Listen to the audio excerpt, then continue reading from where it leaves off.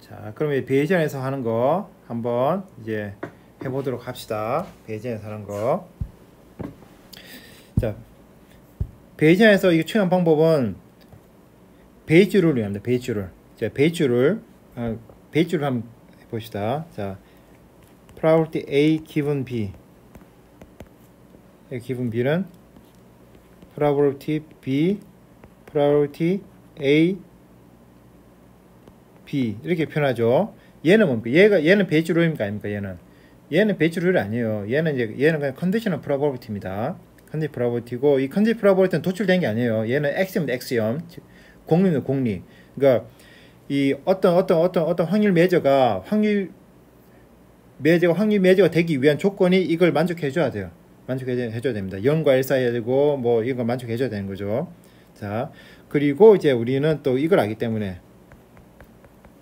A, B가 동시에 발생 확률은 probability B given A의 probability A 이렇게 써도 되죠.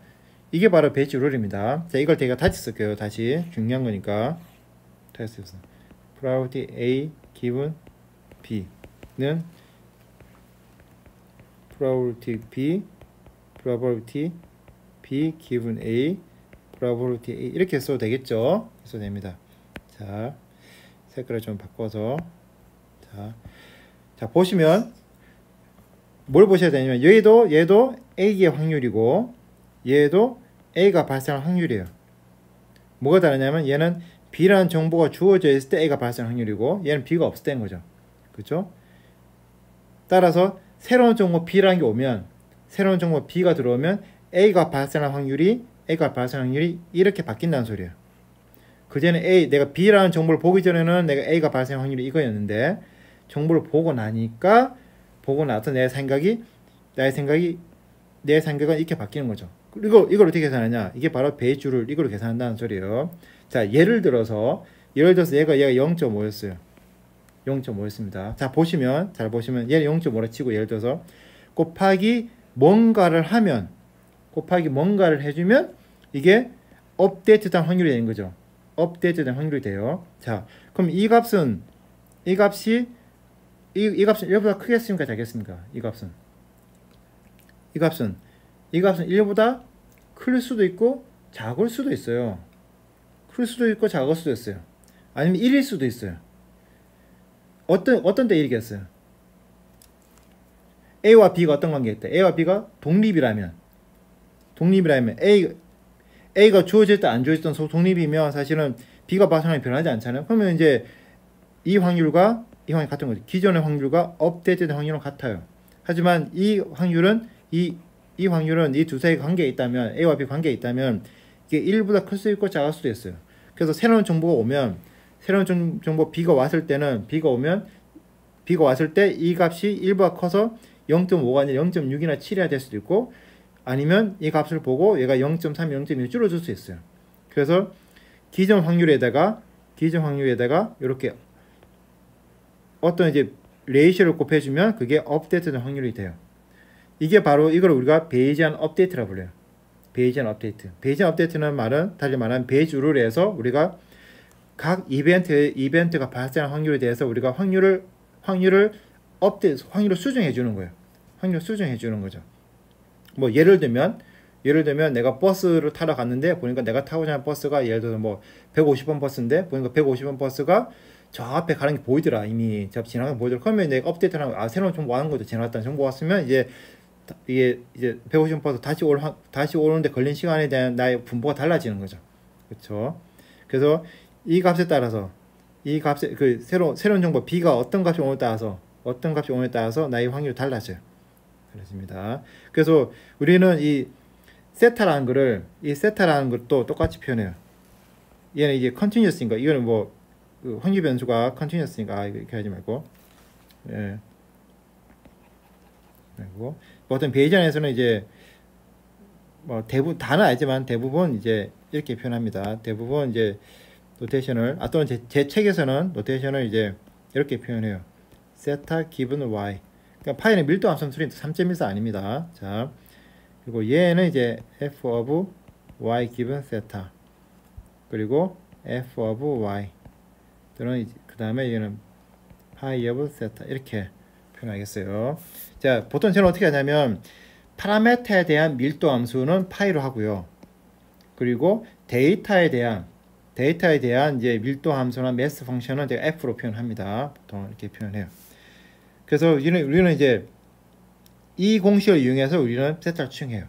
자, 다시 우리의 목표는 세타의 분포를 추정하는 거예요.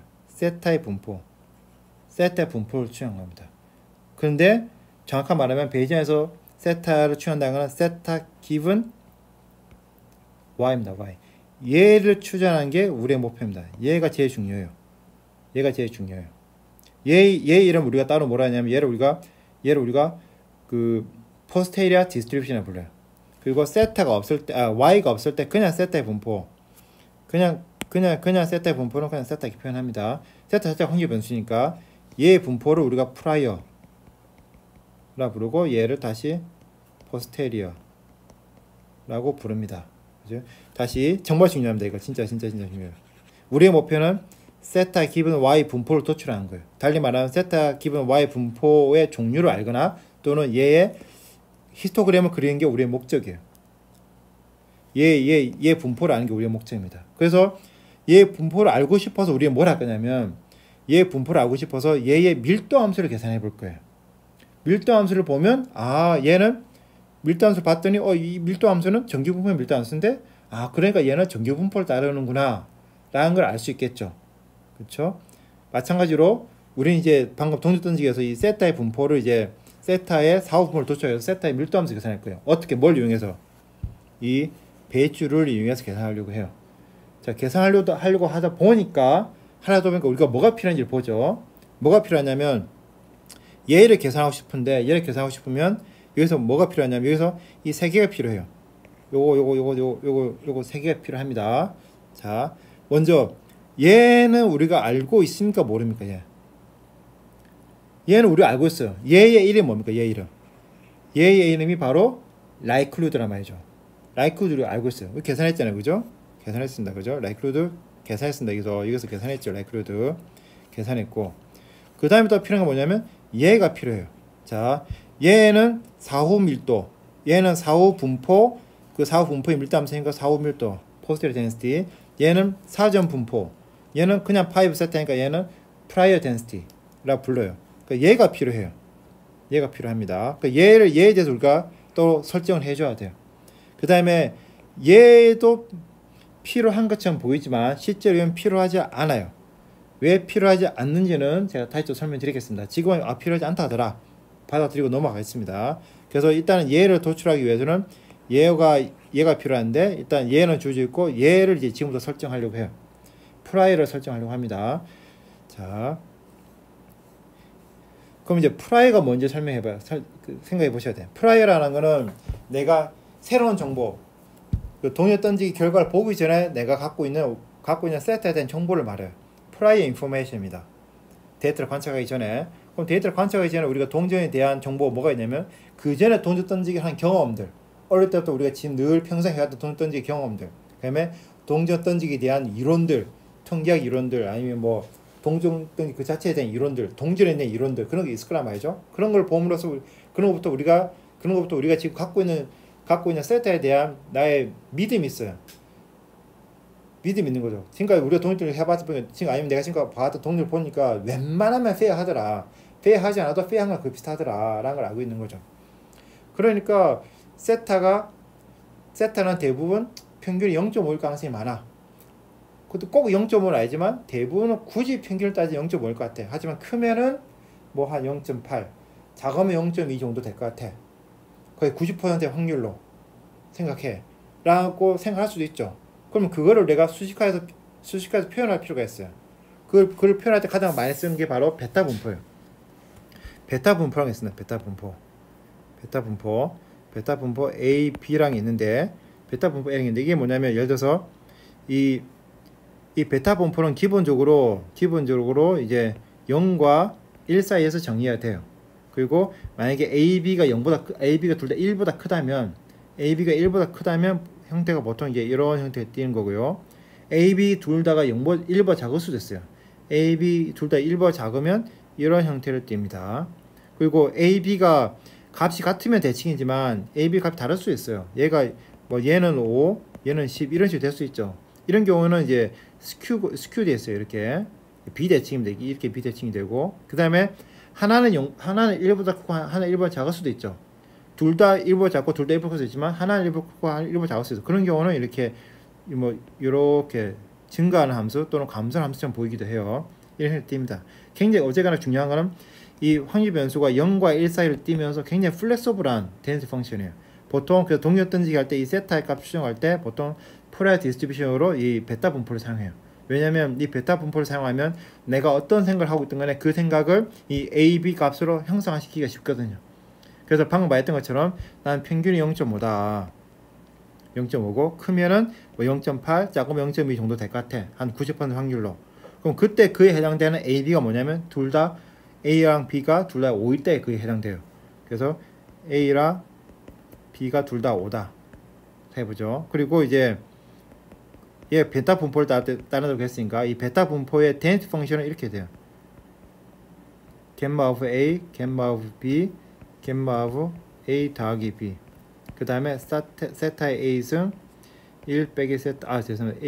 A 마이너스 1승 B 마이너스 1승 이렇게 표현해요. 이렇게 됩니다.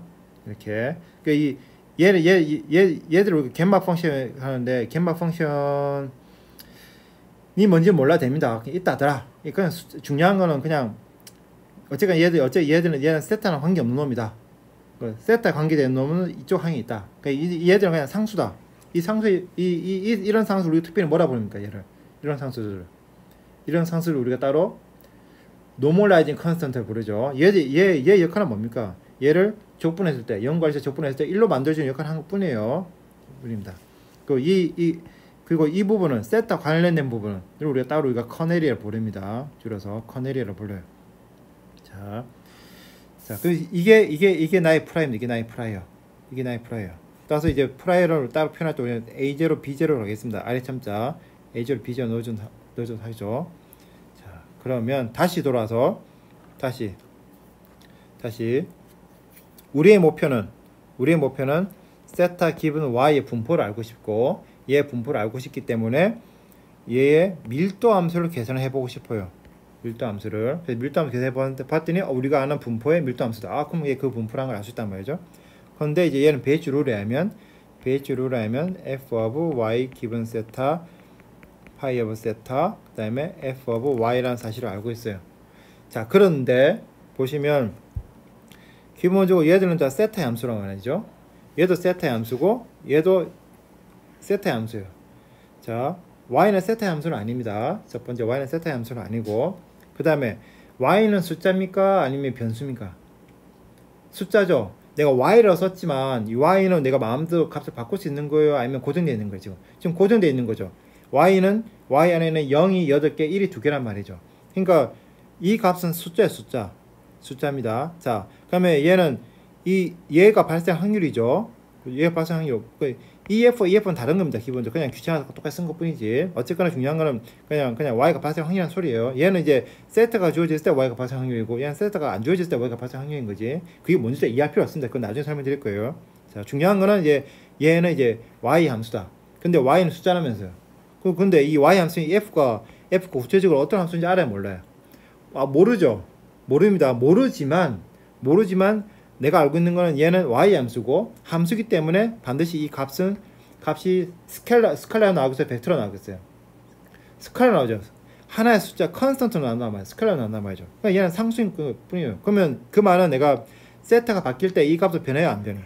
안 바뀐단 말이죠. 얘는 그냥 상수일 뿐이에요. 그래서 내가 이 포스테리어 덴시티는 내가 우도 y 기본 세타 파이 세타의 비란다 써도 되겠죠. 그죠? 비라 써도 되고. 그 다음에 얘를 계산해 볼게요. 얘는 알고 있죠. 얘는 우도함수는 세타의 2승 1 빼기 세타의 8승 이거 사실 알고 있단 말이에요. 그 다음에 얘 알고 있습니까? 얘 알고 있죠. 갬마의 A0 더하기 B0 갬마의 A0 갬마의 B0 얘 세타의 A0승 곱하기 1 빼기 세타의 B0 마이너스 1승 이렇게 되겠죠. 이렇게 됩니다. 그럼 얘도 마찬가지죠.